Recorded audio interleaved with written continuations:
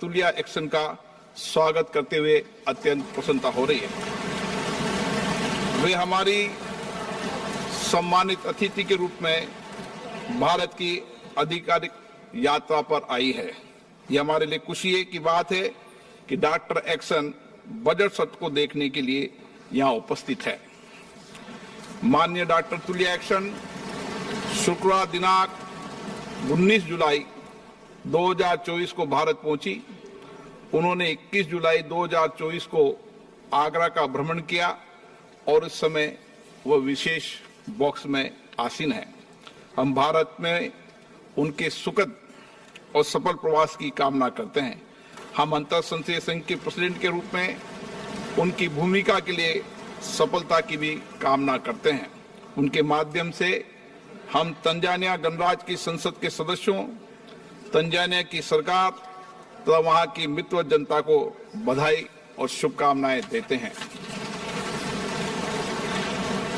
माननीय सदस्यगण, जैसा कि आपको समाचार भाग 2 के माध्यम से पहले ही सूचित किया जा चुका है कि माननीय वित्त मंत्री जी के बजट भाषण की प्रतियां हार्ड कॉपी के रूप में उपलब्ध कराई जाएगी। अतः बजट प्रस्तुत हो जाने के पश्चात माननीय सदस्य कृपया बजट भाषण की अपनी अपनी प्रति प्रकाशन काउंटर से प्राप्त कर लें। आपको यह भी सूचित किया जाता है कि माननीय मंत्री द्वारा बजट प्रस्तुत किए जाने के पश्चात बजट की प्रतियां आपको मेंबर्स पोर्टल के माध्यम से भी उपलब्ध करा दी जाएगी। माननीय वित्त मंत्री Shrimati Nirmala Sitharaman.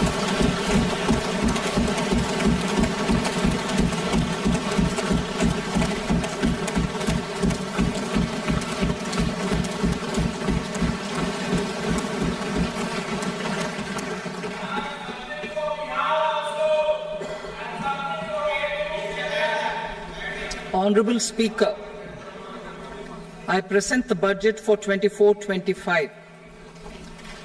Introduction. The people of India have reposed their faith in the government led by Honorable Prime Minister Shri Narendra Modi and re-elected it for a historic third term under his leadership.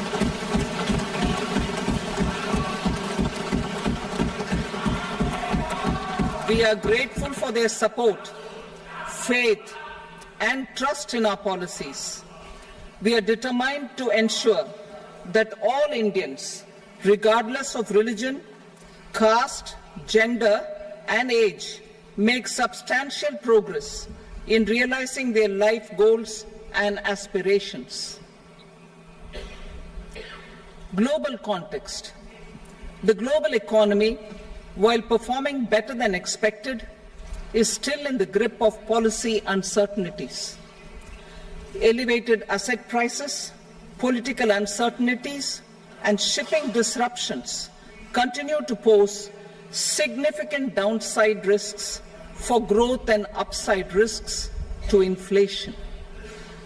In this context, India's economic growth continues to be the shining exception and will remain so in the years ahead.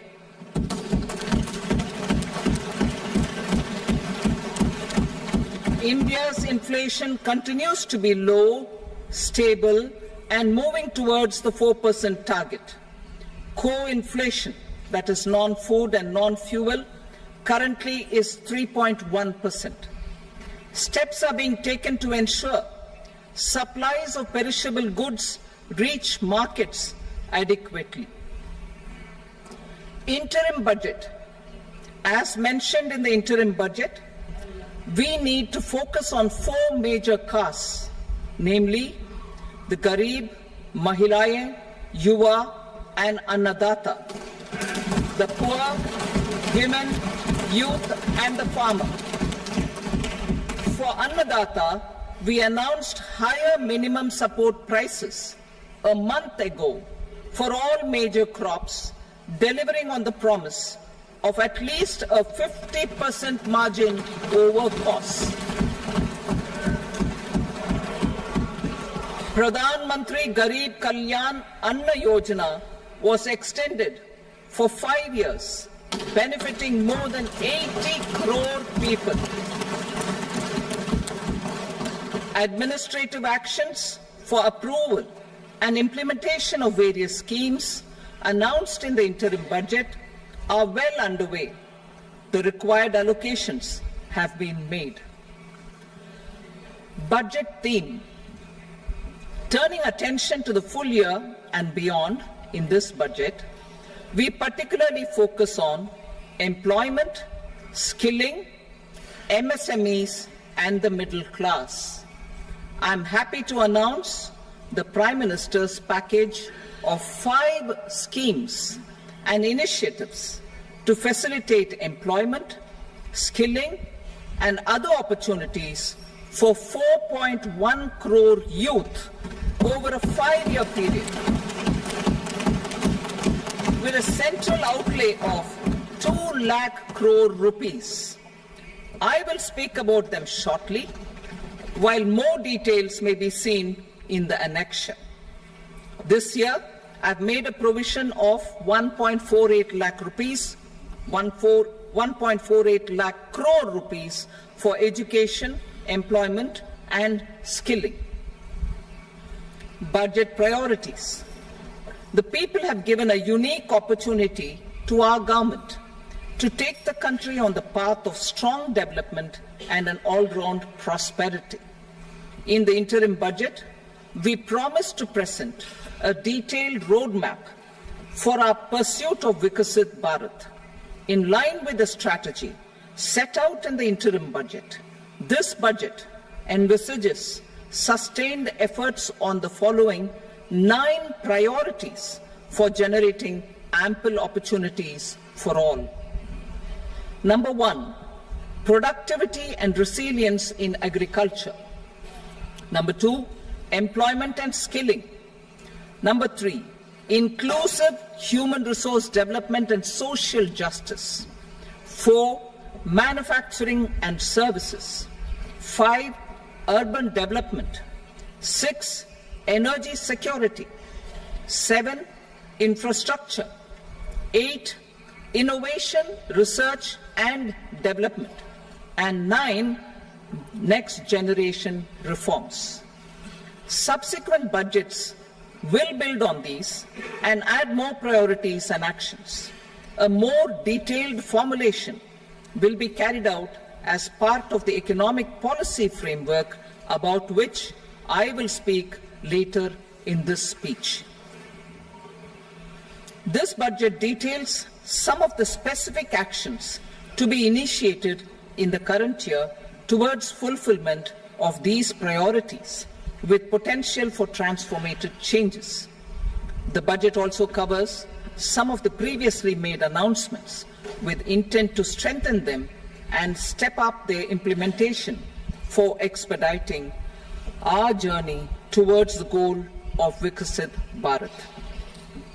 Priority 1, productivity and resilience in agriculture.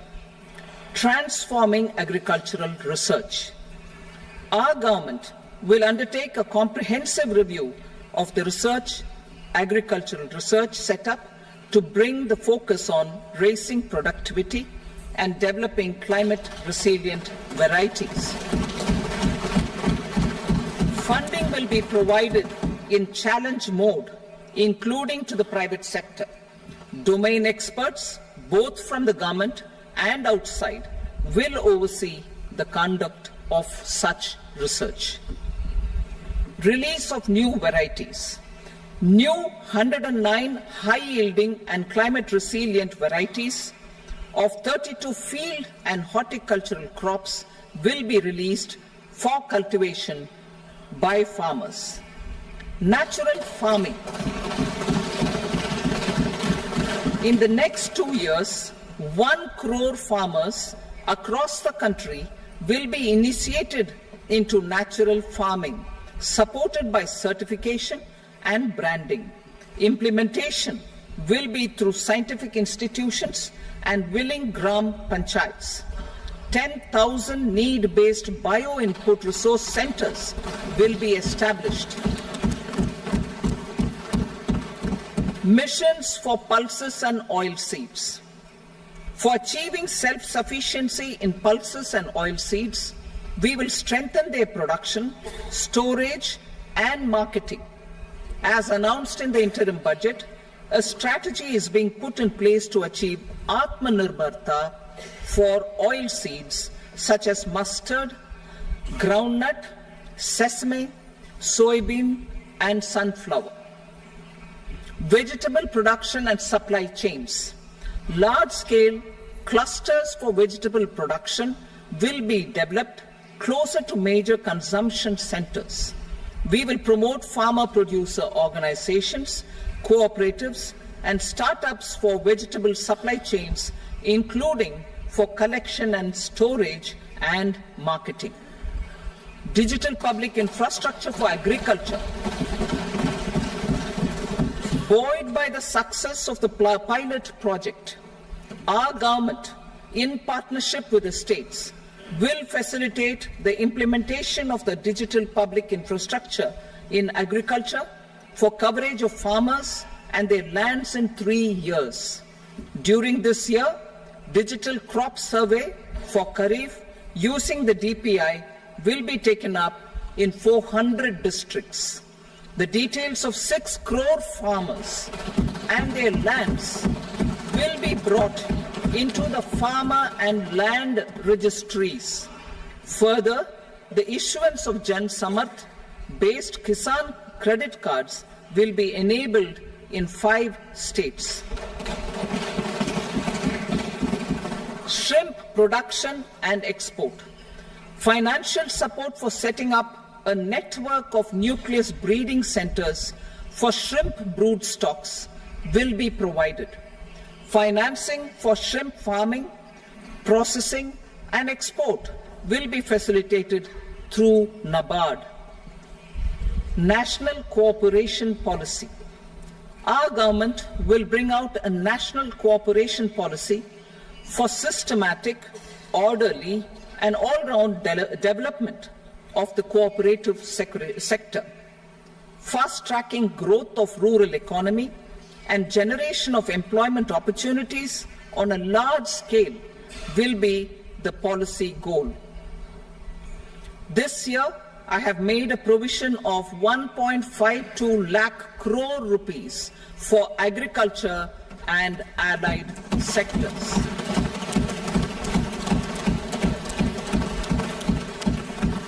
Priority 2, employment and skilling. Employment-linked incentive. Our government will implement following 3 schemes for employment-linked incentive as part of the Prime Minister's package. These will be based on enrollment in the EPFO and focus on recognition of first-time employees and support to employees and employers.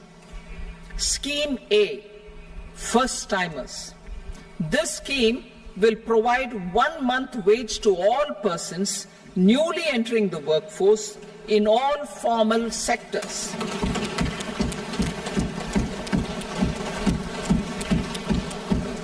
Direct benefit transfer of 1 month's salary in 3 installments to first-time employees as registered in the EPFO will be up to 15,000 rupees. The eligibility limit will be a salary of 1 lakh per month. The scheme is expected to benefit 210 lakh youths.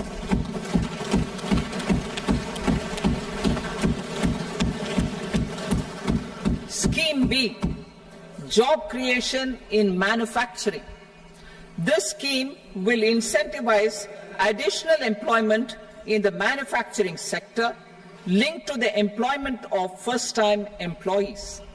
An incentive will be provided at specified scale directly both to the employee and the employer with respect to the EPFO contribution in the first 4 years of employment.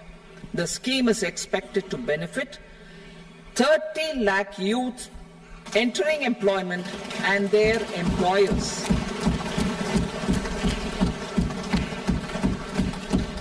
Scheme C, Support to employers. This employer-focused scheme will cover additional employment in all sectors.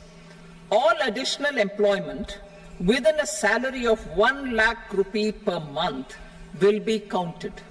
The government will reimburse to employers up to 3,000 rupees per month for 2 years towards the EPFO contribution for each additional employee.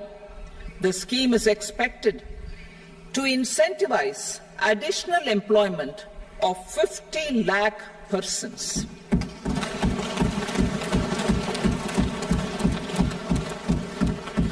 Participation of women in the workforce. We will facilitate higher participation of women in the workforce through setting up of working women hostels in collaboration with industry and establishing creches. In addition, the partnership will seek to organize women-specific skilling programs and promotion of market access for women SHG enterprises. Skilling program. I'm happy to announce a new centrally sponsored scheme as the fourth scheme under the Prime Minister's package for skilling in collaboration with state governments and industry. 20 lakh youth will be skilled over a 5-year period.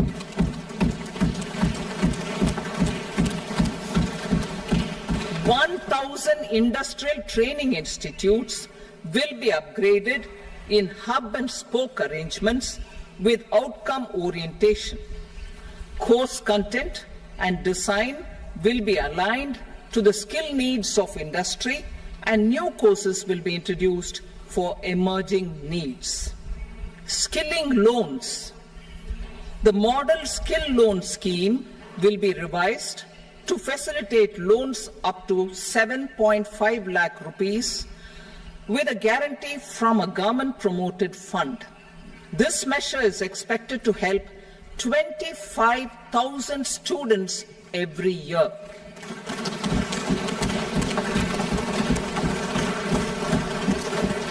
Education loans. For helping our youth who have not been eligible for any benefit under government schemes and policies, I am happy to announce a financial support for loans up to 10 lakh rupees for higher education in domestic institutions.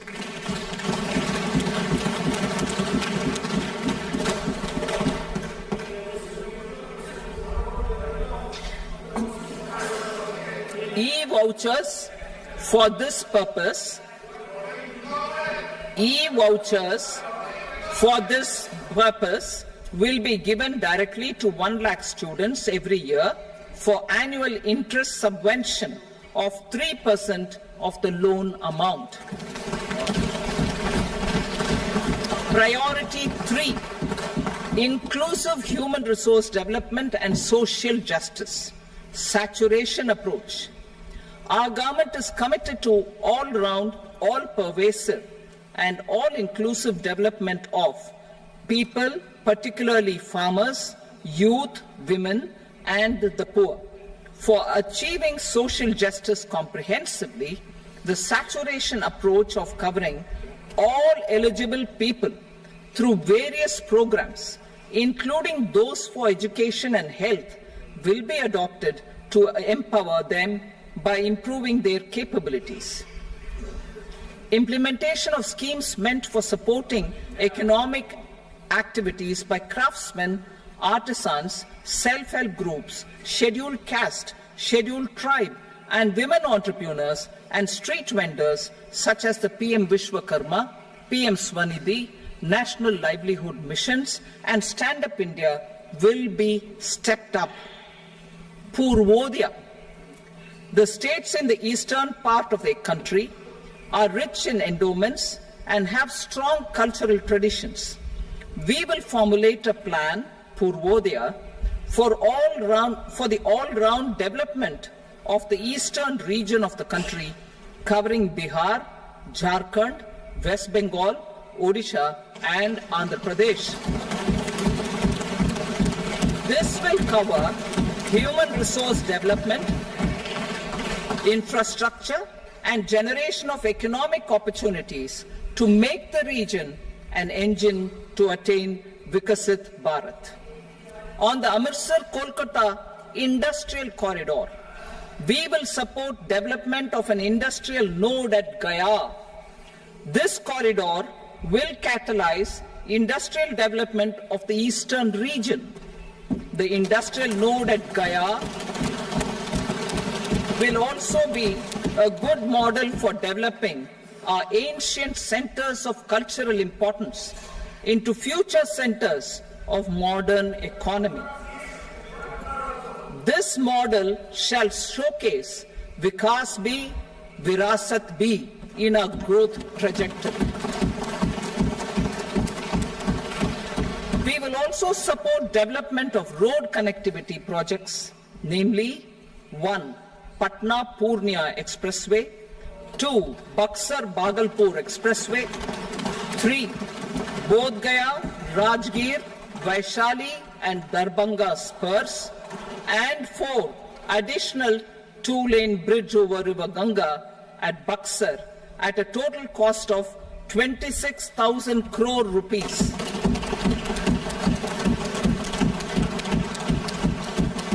Power projects, including setting up of a new 2,400 megawatt power plant at Pir Painti, will be taken up at a cost of 21,400 crore rupees.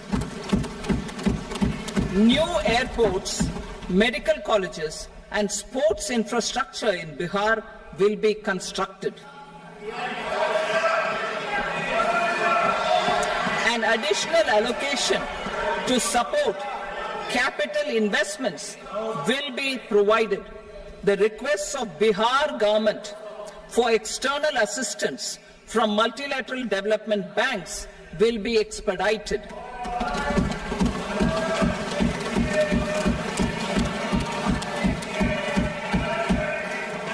Andhra Pradesh Reorganization Act. Our government has made concerted efforts to fulfill the commitments in Andhra Pradesh Reorganization Act.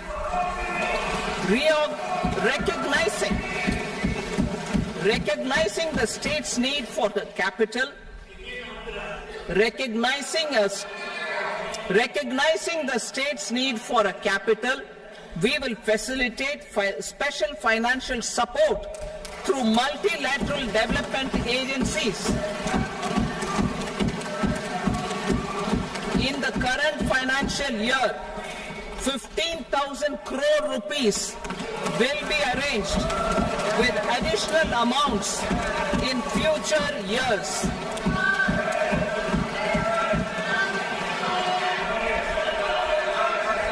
Our government is fully committed to financing and early completion of the Polavaram irrigation project, which is the lifeline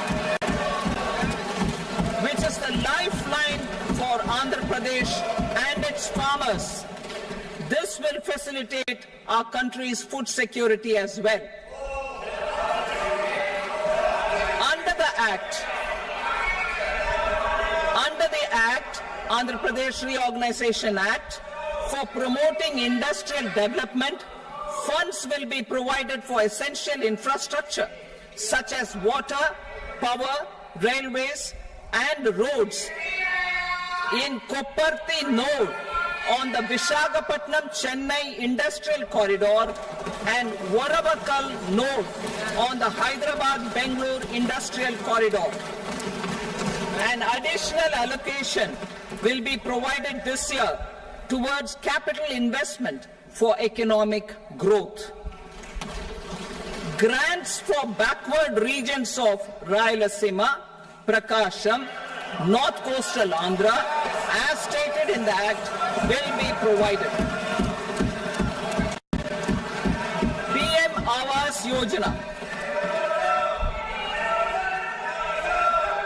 3 crore additional houses under the PM Awas Yojana in rural and urban areas in the country have been announced, for which the necessary allocations are being made. Women-led development. For promoting women-led development, the budget carries an allocation of more than 3 lakh crore for schemes benefiting women and girls. This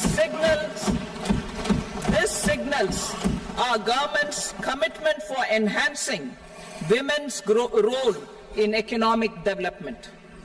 Pradhan Mantri Janjatiya Unnat Gram Abhiyan. For improving the socio-economic condition of tribal communities, we will launch the Pradhan Mantri Janjatiya Unnat Gram Abhiyan by adopting saturation coverage for tribal families in tribal majority villages and aspirational districts.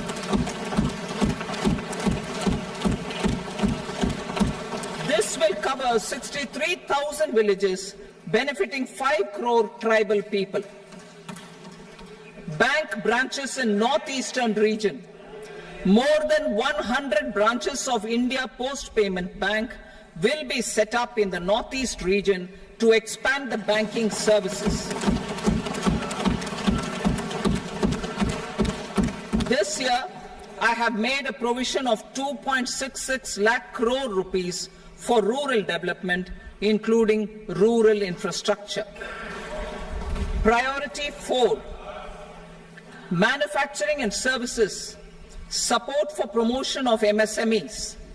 This budget provides special attention to MSMEs and manufacturing, particularly labor-intensive manufacturing.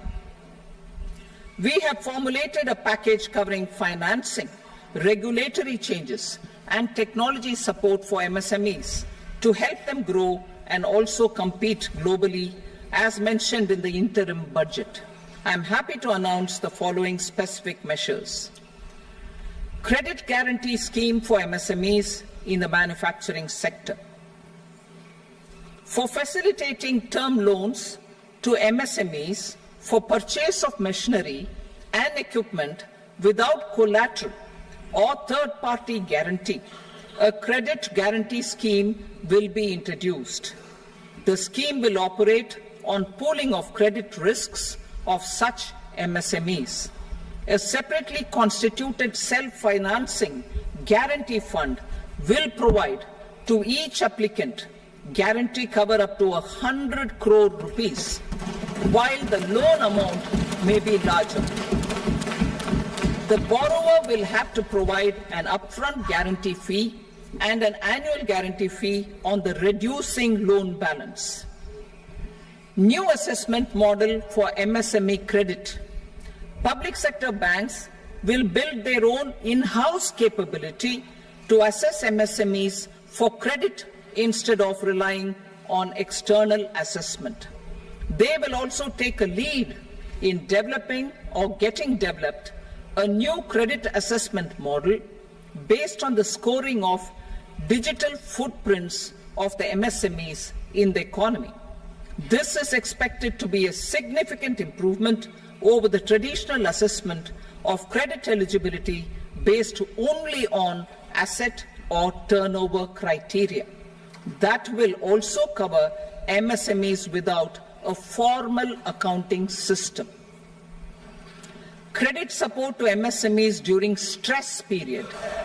I'm happy to announce a new mechanism for facilitating continuation of bank credit to MSMEs during their stress period while being in special mention account, SMA account, SMA stage. For reasons beyond their control, MSMEs need credit to continue their business and to avoid getting into the NPA stage. Credit availability will be supported through a guarantee from a government-promoted fund. Mudra loans. The limit of Mudra loans will be enhanced to 20 lakh from the current 10 lakh for those entrepreneurs who have availed and successfully repaid previous loans under the Tarun category. enhanced scope for mandatory onboarding in TREDS. For facilitating MSMEs to unlock their working capital by converting their trade receivables into cash, I propose to reduce the turnover threshold of buyers for mandatory onboarding on the TREDS platform from rupees 500 crore to 250 crore rupees. This measure will bring 22 more CPSCs and 7,000 more companies onto the platform. Medium enterprises will also be included in the scope of the suppliers. SIDBI branches in MSME clusters.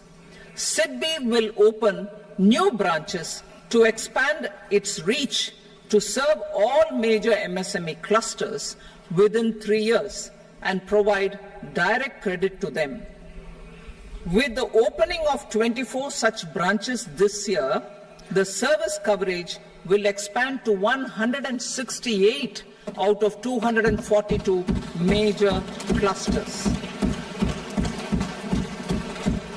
MSME units for food irradiation, quality and safety testing. Financial support for setting up of 50 multi-product food irradiation units in the MSME sector will be provided.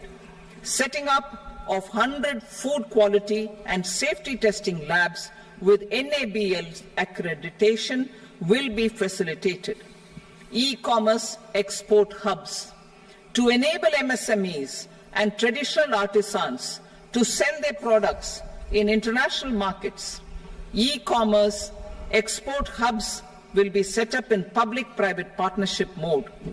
These hubs, under a seamless regulatory and logistic framework, will facilitate trade and export-related services under one roof. Measures for promotion of manufacturing and services. Internship in top companies. As the fifth scheme under Prime Minister's package, our government will launch a comprehensive scheme for providing internship opportunities in 500 top companies to 1 crore youth in 5 years. They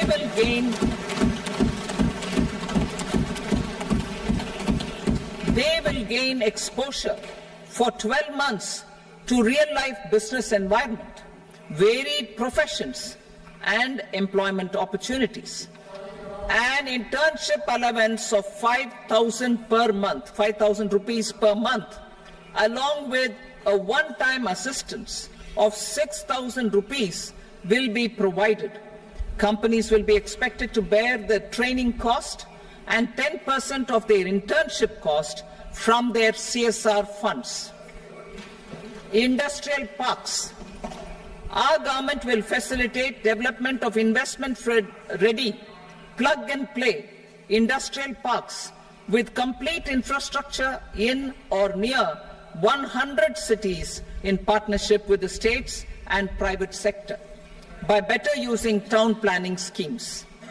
12 industrial parks under the National Industrial Corridor Development Program also will be sanctioned.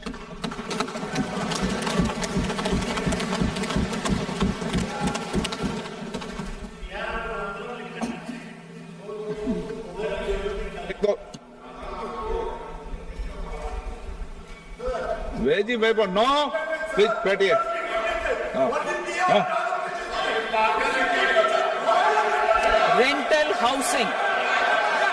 Rental housing with dormitory type accommodation for industrial workers will be, just 1 minute.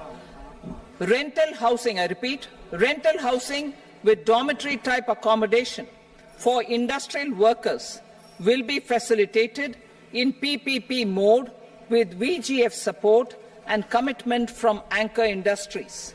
Shipping industry, ownership, leasing and flagging reforms will be implemented to improve the share of Indian shipping industry and generate more employment. Critical mineral mission. we will set up a critical mineral mission for domestic production, recycling of critical minerals, and overseas acquisition of critical mineral assets. Its mandate will include technology development, skilled workforce, extended producer responsibility framework, and a suitable financing mechanism. Offshore mining of minerals. Our government will launch the auction of the first tranche of offshore blocks for mining, building on the exploration already carried out. Digital public infrastructure applications. Turning to the services sector, I propose development of DPI applications at population scale for productivity gains, business opportunities, and innovation by the private sector. These are planned in the areas of credit, e-commerce, education, health, law and justice, logistics, MSME service delivery, and urban governance. Integrated technology platform for IBC ecosystem. An integrated technology platform will be set up for improving the outcomes under the Insolvency Bankruptcy Code for achieving consistency, transparency, timely processing, and better oversight for all stakeholders. Voluntary closure of LLPs. The services of the Center for Processing Accelerated Corporate Exit, CPACE, will be extended for voluntary closure of LLPs to reduce the closure times. National Company Law Tribunals. The IBC has resolved more than 1,000 companies, resulting in direct recovery of 3.3 lakh crore to creditors. 3.3 lakh crore rupees to creditors. In addition, 28,000 cases involving over 10 lakh crore rupees have been disposed of even prior to admission. Appropriate changes to the IBC, reforms and strengthening of the tribunal and appellate tribunals will be initiated to speed up insolvency resolution. Additional tribunals will be established. Out of those, some will be notified to decide cases exclusively under the Companies Act. Debt recovery. Steps for reforming and strengthening debt recovery tribunals will be taken. Additional tribunals will be established to speed up recovery. Priority 5, urban development.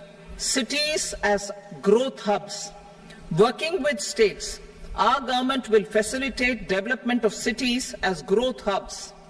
This will be achieved through economic and transit planning and orderly development of peri-urban areas utilizing town planning schemes. Creative redevelopment of cities. For creative brownfield redevelopment of existing cities with a transformative impact, our government will formulate a framework for enabling policies, market-based mechanisms, and regulation.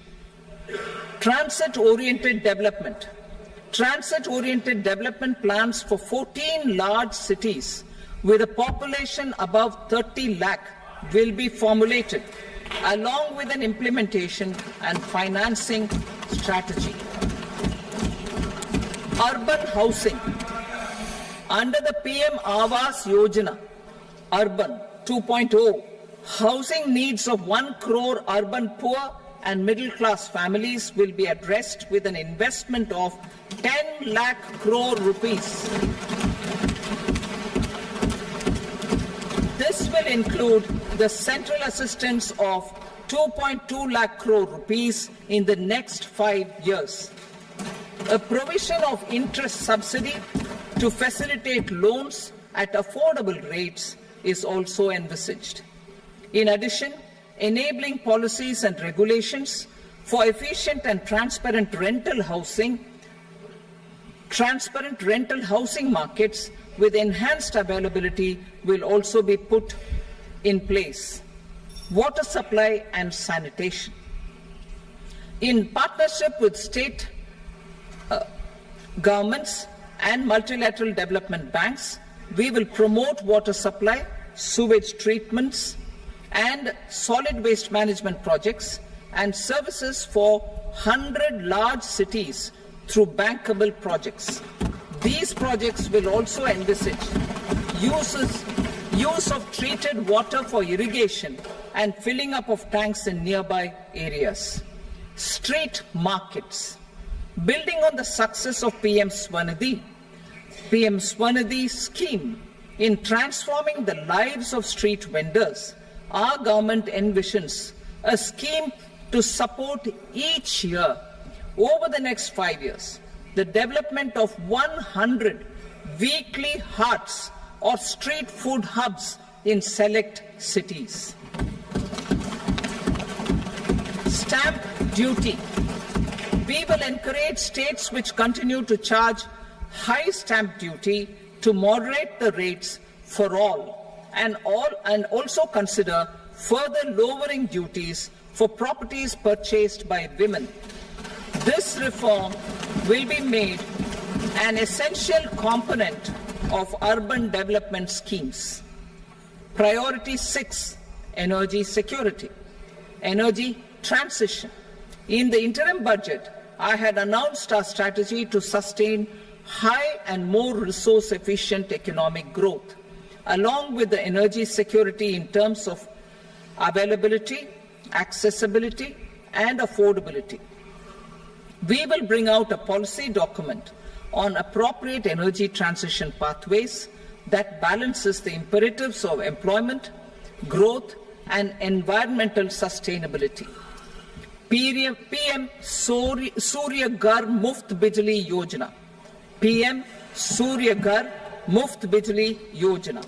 In line with the announcement in the interim budget,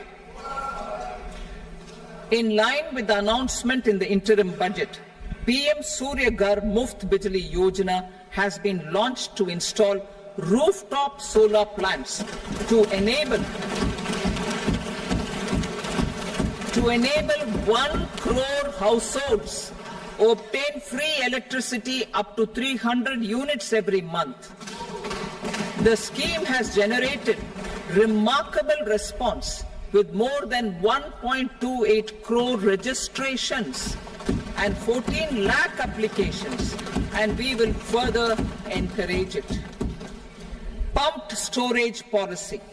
A policy for promoting pumped storage projects will be brought out for electricity storage and facilitating smooth integration of the growing share of renewable energy with its variable and intermittent nature in the overall energy mix. Research and development of small and modular nuclear reactors. Nuclear energy is expected to form a very significant part of the energy mix for Vikasit Bharat. Towards that pursuit, our government will partner with the private sector for 1. Setting up Bharat Small Reactors, 2. Research and development of Bharat Small Modular Reactor, and 3. Research and development of newer technologies for nuclear energy. The R&D funding announced in the interim budget will be made available for this sector also. Advanced ultra supercritical thermal power plants. The development of indigenous technology for advanced ultra supercritical thermal power plants with much higher efficiency has been completed. A joint venture between NTPC and BHEL will set up a full-scale 800 megawatt commercial plant using AUSC technology. The government will provide the required fiscal support. Moving forward, development of indigenous capacity for the production of high-grade steel and other advanced metallurgy materials for these plants will result in strong spin-off benefits for the economy. Roadmap for hard-to-abate industries. a roadmap for moving the hard-to-abate industries from energy efficiency targets to emission targets will be formulated. Appropriate regulations for transition of these industries from the current perform, achieve and trade mode to Indian carbon market mode will be put in place. Support to traditional micro and small industries. An investment-grade energy audit of traditional micro and small industries in 60 clusters, including brass and ceramic, will be facilitated. Financial support will be provided for shifting them to cleaner forms of energy and implementation of energy efficiency measures. The scheme will be replicated in another 100 clusters in the next phase. Priority 7, infrastructure investment by central government. Significant investment the central government has made over the years in building and improving infrastructure has had a strong multiplier effect on the economy. We will endeavour to maintain strong fiscal support for infrastructure over the next 5 years in conjunction with imperatives of other priorities and fiscal consolidation.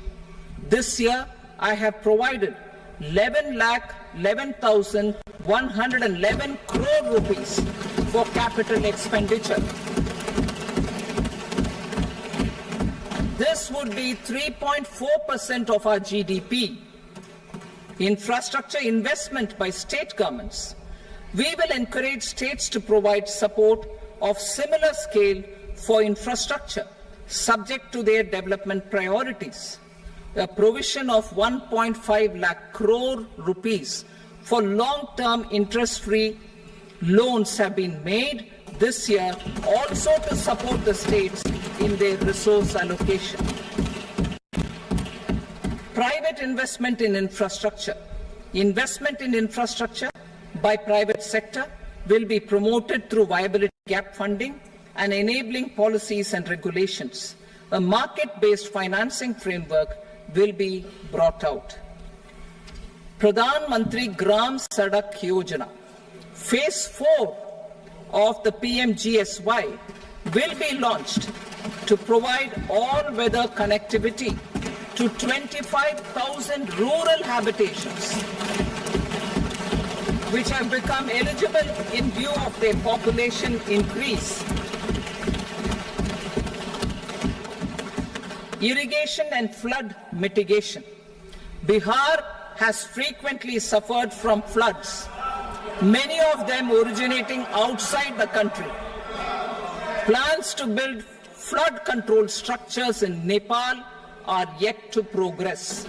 Our government, through the Accelerated Irrigation Benefit Program and other sources, will provide financial support for projects with estimated cost of 11,500 crore rupees,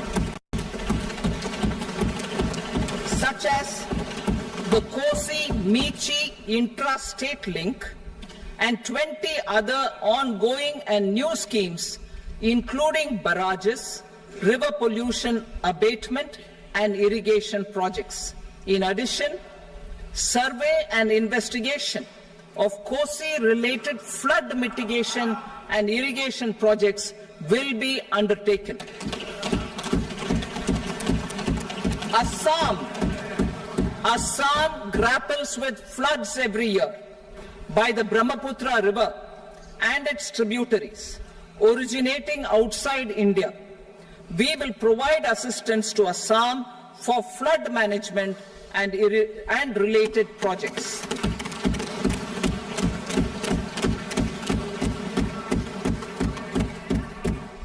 Himachal Pradesh suffered extensive losses due to floods last year. Our government will provide assistance to the state for reconstruction and rehabilitation through multilateral development assistance.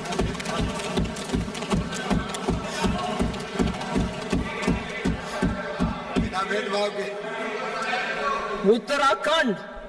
Uttarakhand too suffered losses due to cloudbursts and massive landslides. We will provide assistance to the state. Recently, Sikkim witnessed devastating flash floods and landslides that wreaked havoc across the state. Our government will provide assistance to the state. Tourism has always been a part of our civilization.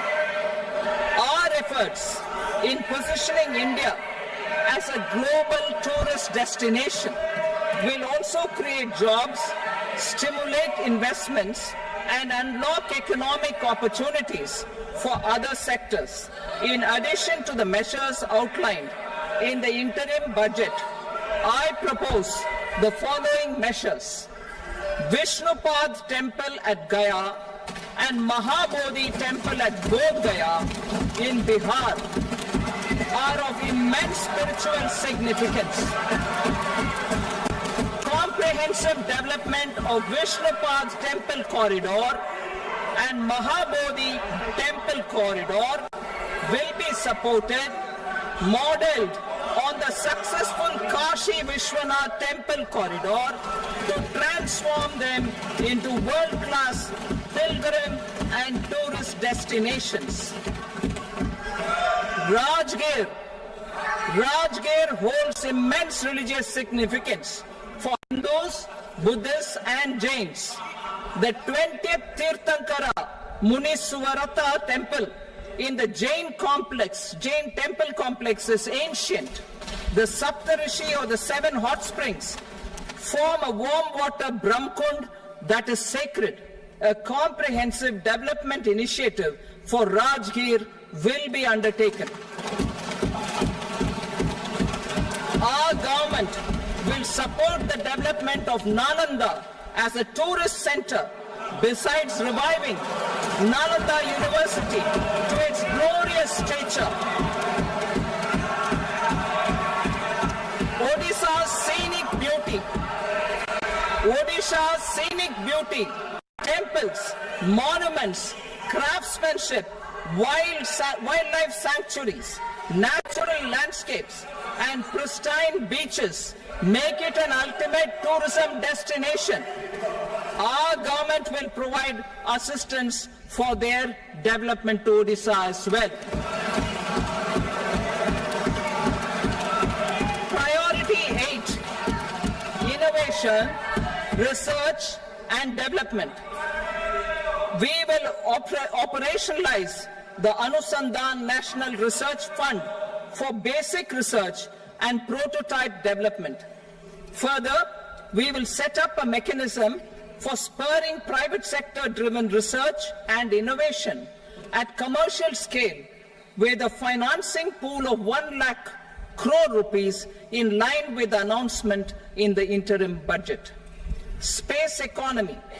With our continued emphasis on expanding the space economy by 5 times in the next 10 years, a venture capital fund of 1,000 crore rupees will be set up.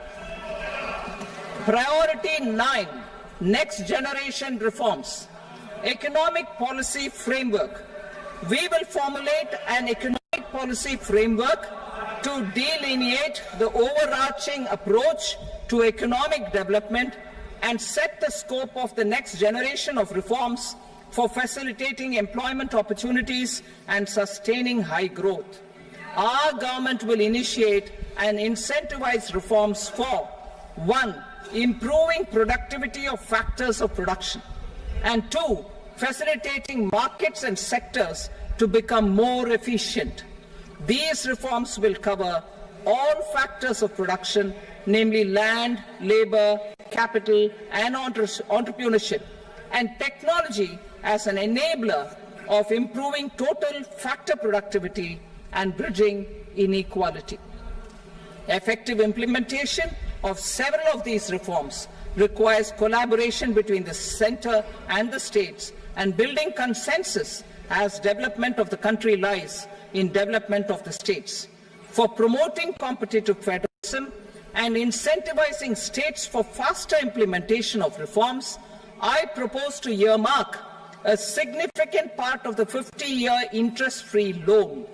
Working with the states, we will initiate the following reforms.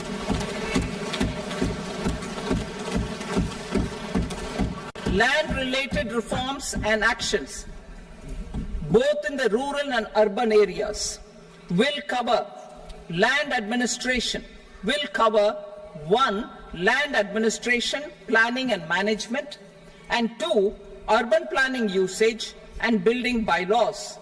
These will be incentivized for completion within the next 3 years through appropriate fiscal support. Rural land-related actions. Rural land-related actions will include 1.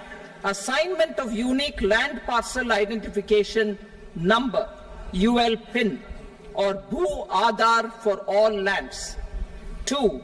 Digitization of cadastral maps. 3. Subdivisions, survey of map subdivisions as per current ownership. 4. Establishment of land registry. And 5. Linking to the farmers registry. These actions will also facilitate credit flow and other agricultural services. Urban land-related actions.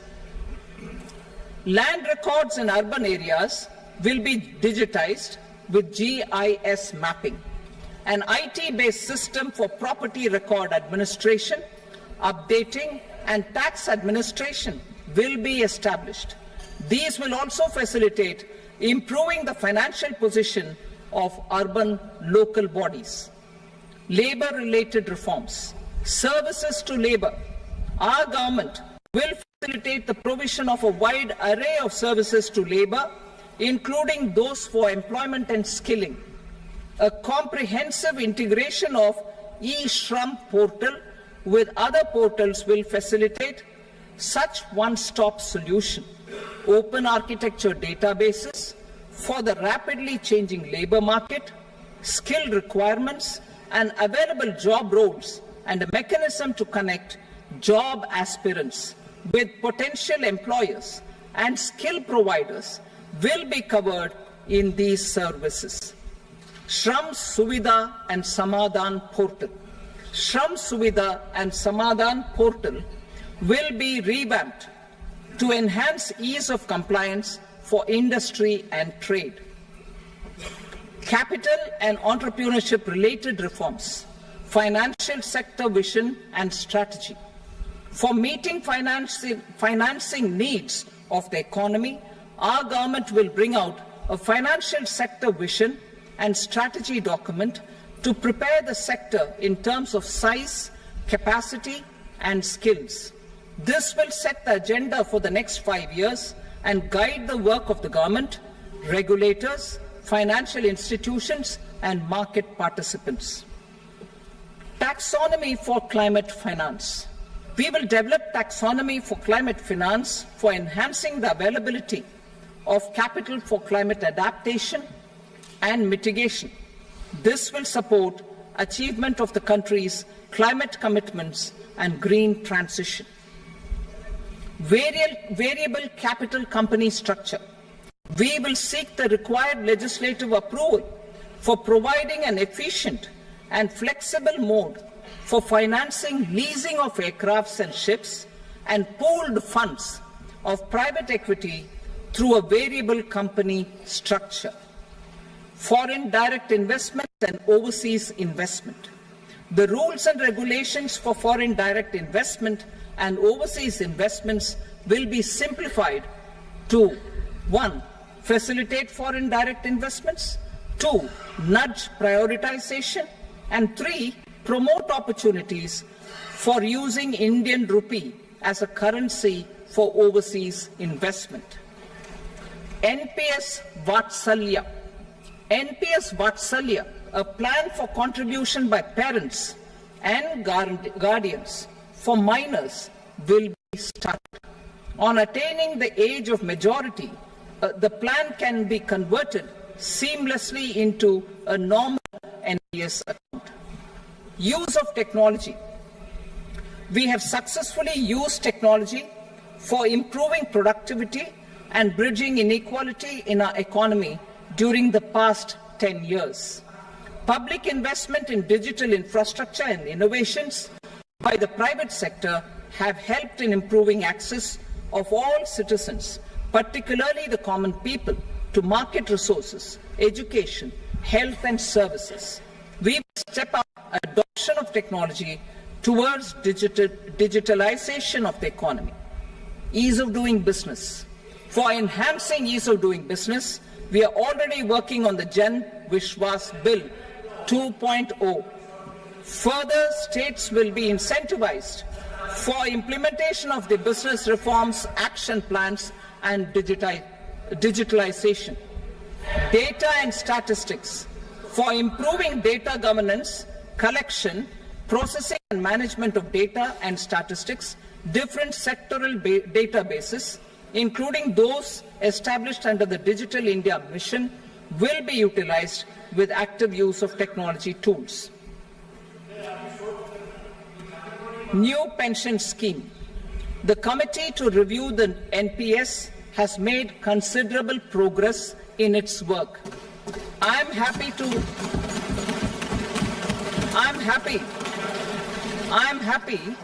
that the staff side of the National Council of the Joint Consultative Machinery for Central Government Employees has taken a constructive approach. A solution will be evolved which addresses the relevant issues while maintaining fiscal prudence to protect the common citizens. Budget estimates for 24-25. For the year 24-25, total receipts other than borrowings and the total expenditure are estimated at 32.07 lakh crore rupees and 48.21 lakh crore rupees respectively. The net tax receipts are estimated at 25.83 lakh crore rupees.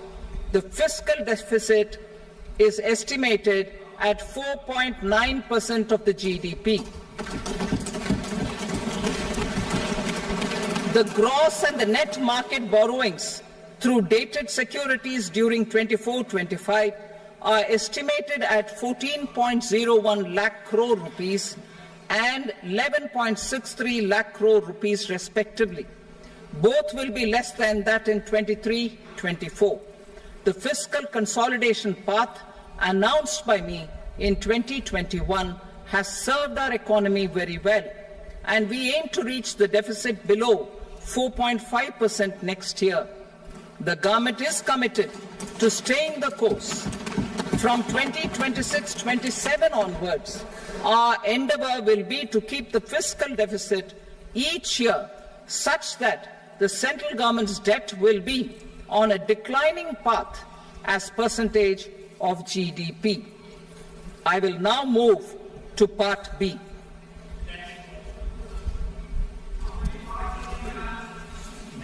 Indirect taxes.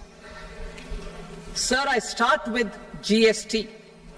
It has decreased tax incidence on the common man, reduced compliance burden and logistics cost for trade and industry, and enhanced revenues of the central and the state governments.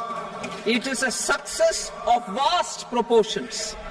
To multiply the benefits of GST, we will strive to further simplify and rationalize the tax structure and endeavour to expand it to the remaining sectors.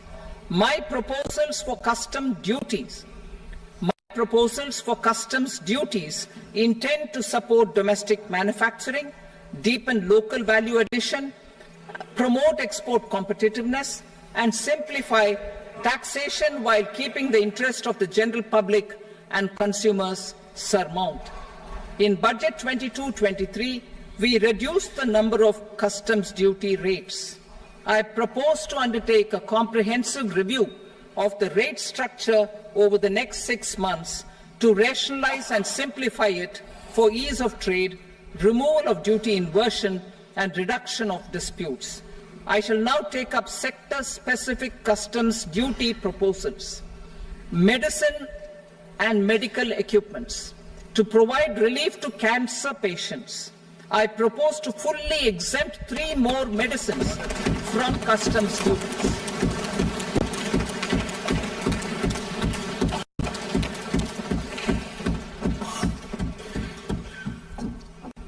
I also propose changes in the BCD on X-ray tubes and flat panel detectors for use in medical X-ray machines under the phased manufacturing program so as to synchronize them with the domestic capacity addition.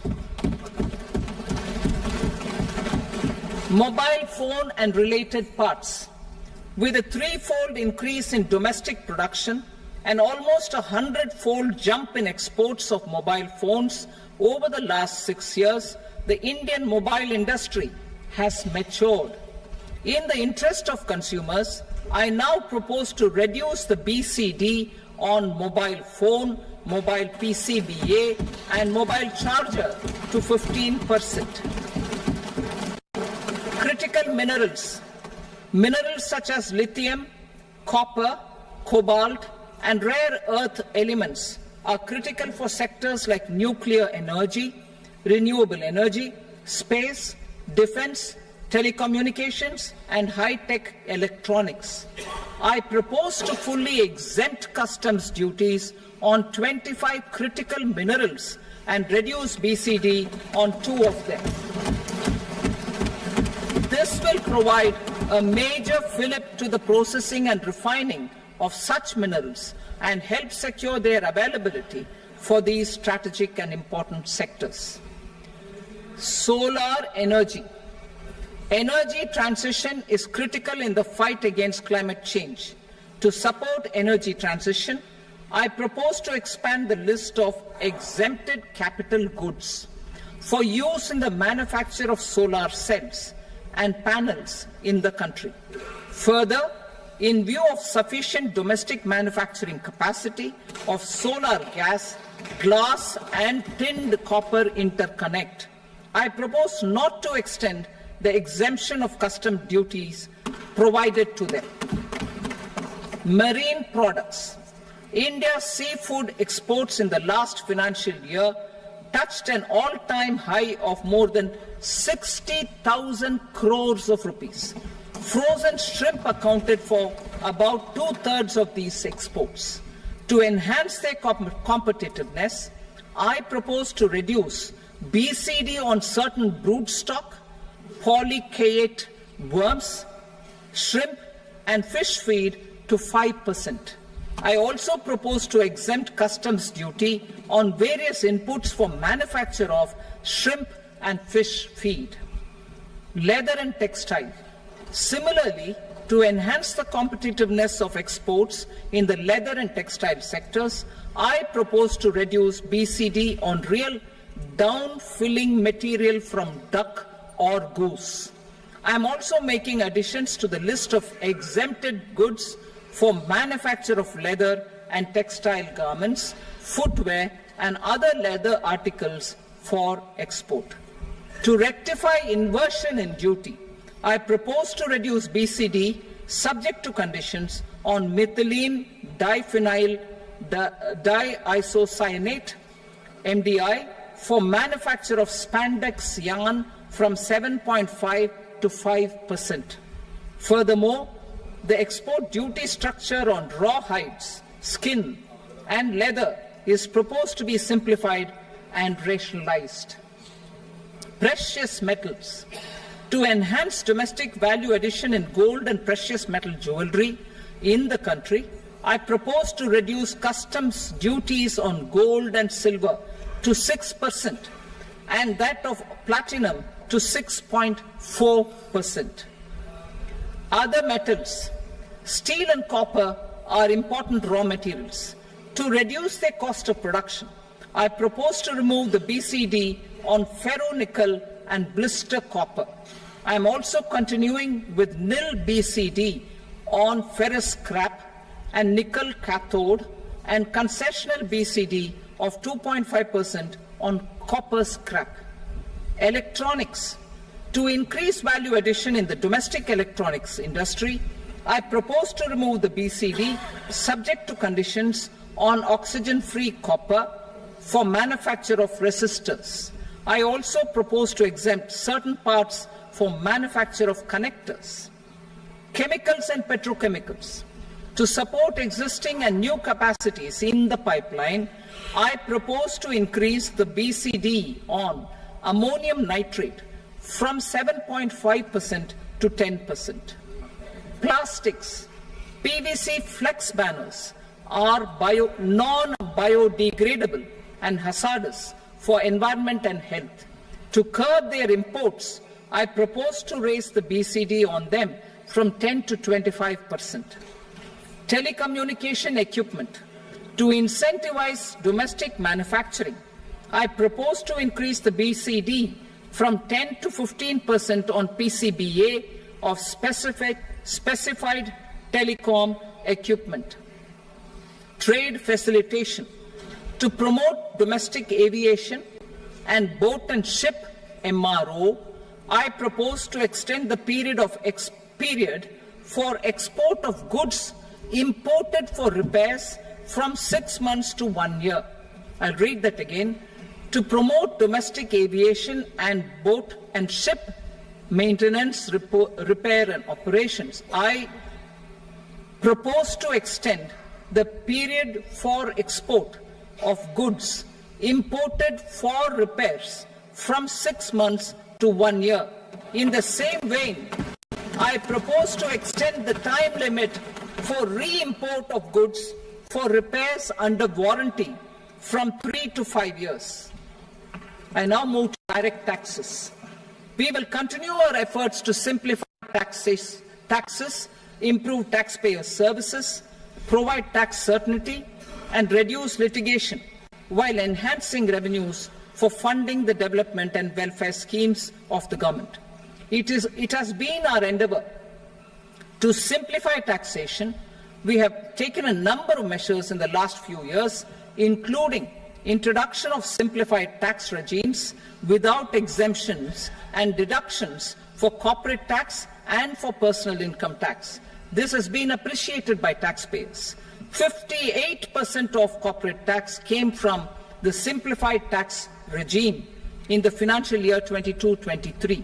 Similarly, as per data available till now, for the last fiscal, more than 2/3 have availed the new personal income tax regime. Comprehensive review of the Income Tax Act. I am now announcing a comprehensive review of the Income Tax Act 1961. The purpose is to make the Act concise, lucid, easy to read and understand. This will reduce disputes and litigation, thereby providing tax certainty to the taxpayers. I will also bring down the demand embroiled in litigation. It is proposed to be completed in 6 months.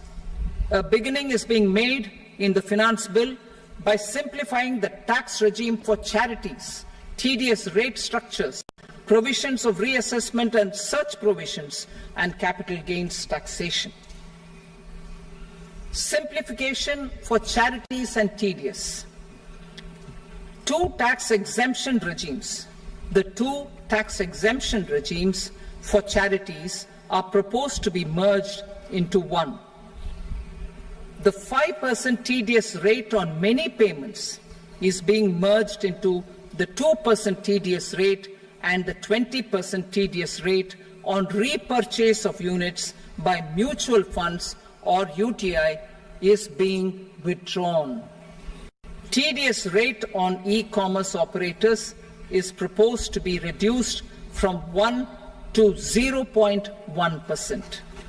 Moreover, credit of TCS is proposed to be given in the TDS to be deducted on salary. Further, I propose to decriminalize delay for payment of TDS up to the due date of filing statement for the same. I also plan to provide a standard operating procedure for TDS defaults and simplify and rationalize the compounding guidelines for such defaults. simplification of reassessment. I propose to thoroughly simplify the provisions for reopening and reassessment.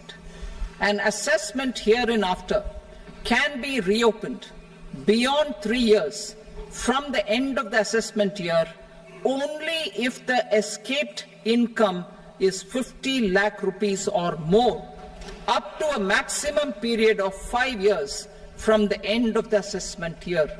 Even in such cases, a time limit of 6 years before the year of the search, as against the existing time limit of 10 years, is being proposed. This will reduce tax uncertainty and disputes. Simplification and rationalization of capital gains. Capital gains taxation is also proposed to be hugely simplified. Short-term gains on certain financial assets shall henceforth attract a tax rate of 20%, while that on all other financial assets and all non-financial assets shall continue to attract the applicable tax rate. Long-term gains on all financial and non-financial assets, on the other hand, will attract a tax rate of 12.5%.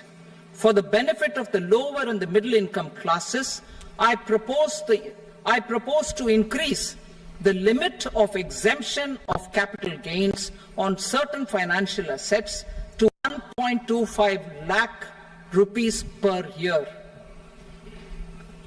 Listed financial assets held for more than a year will be classified as long-term, while unlisted financial assets and all non-financial assets will have to be held for at least 2 years to be classified as long-term.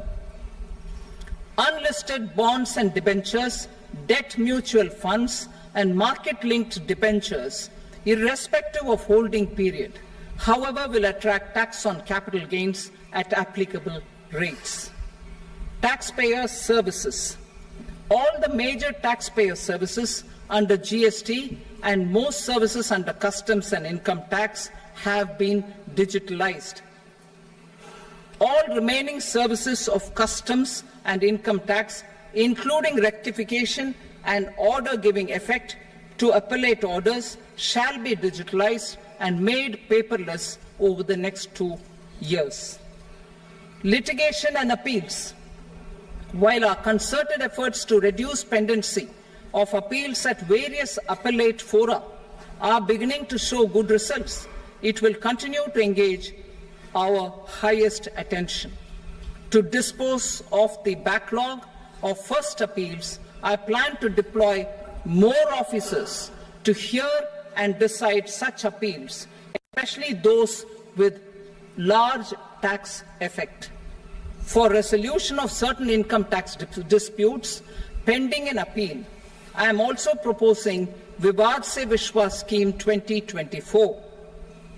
Further, I propose to increase monetary limits for filing appeals related to direct taxes, excise and service tax in the tax tribunals, high courts and Supreme Court to 60 lakh rupees, 2 crore rupees and 5 crore respectively.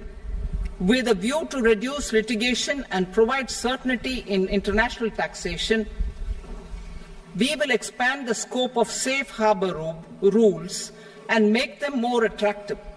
We will also streamline the transfer pricing assessment procedure. Employment and investment. I have a few proposals to promote investment and foster employment. First of all, to bolster the Indian startup ecosystem, boost the entrepreneurial spirit, and to support innovation, I propose to abolish the so-called angel tax for all classes of investors. Second, there is tremendous potential for cruise tourism in India.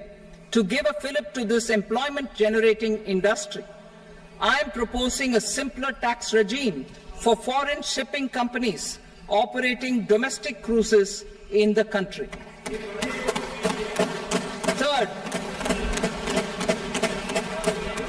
as a world leader in the diamond cutting and polishing industry, which employs a large number of skilled workers. To further promote the development of this sector, we would provide for safe harbor rates for foreign mining companies selling raw diamonds in the country. Fourth, to attract foreign capital for our development needs, I propose to reduce the corporate tax rate on foreign companies from 40 to 35%. Deepening the tax base. I have a couple of proposals for deepening the tax base. First, security transaction tax on futures and options of securities is proposed to be increased to 0.02% and 0.1% respectively. Second, for reasons of equity, I propose to tax income received on buyback of shares in the hands of recipients. Other proposals. To improve social security benefits, deduction of expenditure by employers towards NPS is proposed to be increased from 10 to 14% of the employee's salary. Similarly, deduction of this expenditure up to 14% of salary from the income of employees in private sector, public sector banks and undertakings opting for the new tax regime is proposed to be provided. Indian professionals working in multinationals get ESOPs and invest in social security schemes and other movable assets abroad. Non-reporting of such small foreign assets has penal consequences under the Black Money Act. Such non-reporting of movable assets up to 20 lakh rupees is proposed to be depenalized.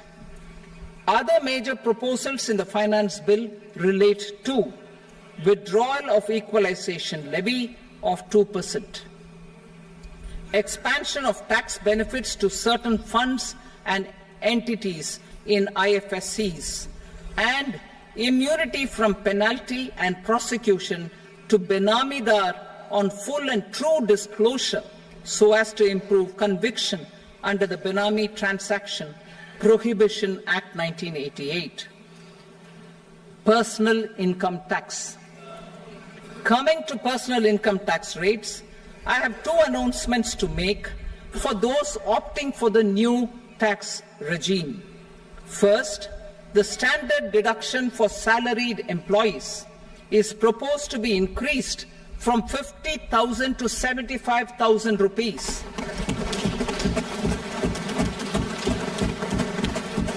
Similarly, deduction on family pension for pensioners is proposed to be enhanced from 15,000 to 25,000 rupees.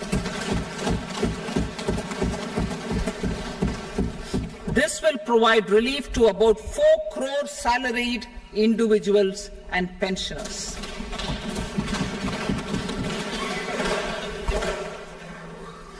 Second, in the new tax regime, the tax rate structure is proposed to be revised as follows.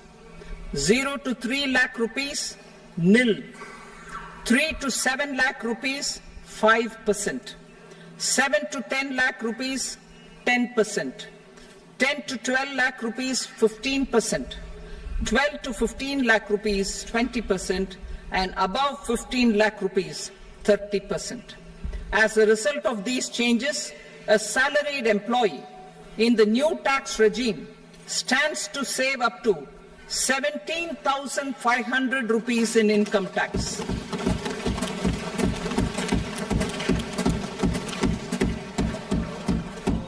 Apart from these, I am also making some other changes as given in the annexure. As a result of these proposals, revenue of about 37,000 crore, that is 29,000 crore in direct taxes and 8,000 crore in indirect taxes will be foregone, while revenue of about 30,000 crore rupees will be additionally mobilized. Thus, the total revenue foregone is about 7,000 crores annually. Mr. Speaker, sir, with this, I commend the budget to this august House. Jai Hind.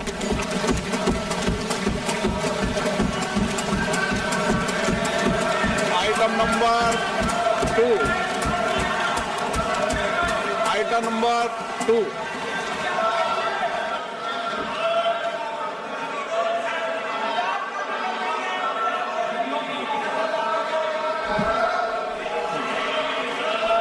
Sir, with your permission, I rise to lay on the table the following statements under Section 3 of the Fiscal Responsibility and Budget Management, FRBM Act 2003, Medium-Term Fiscal Policy cum Fiscal Policy Strategy Statement and Macroeconomic Framework Statement.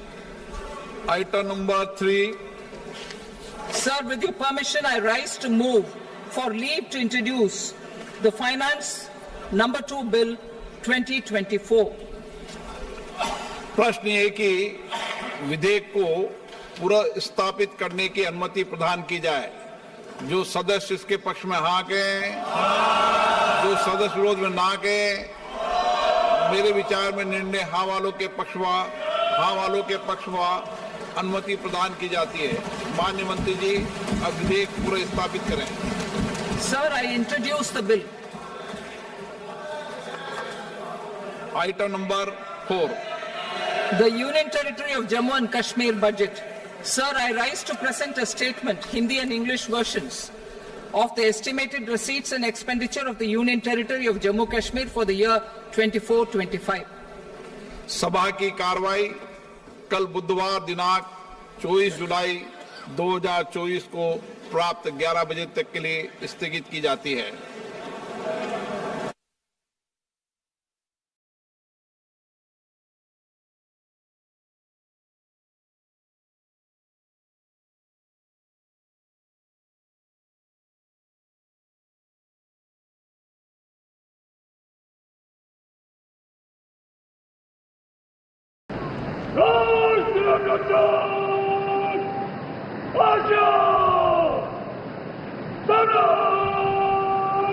Bala!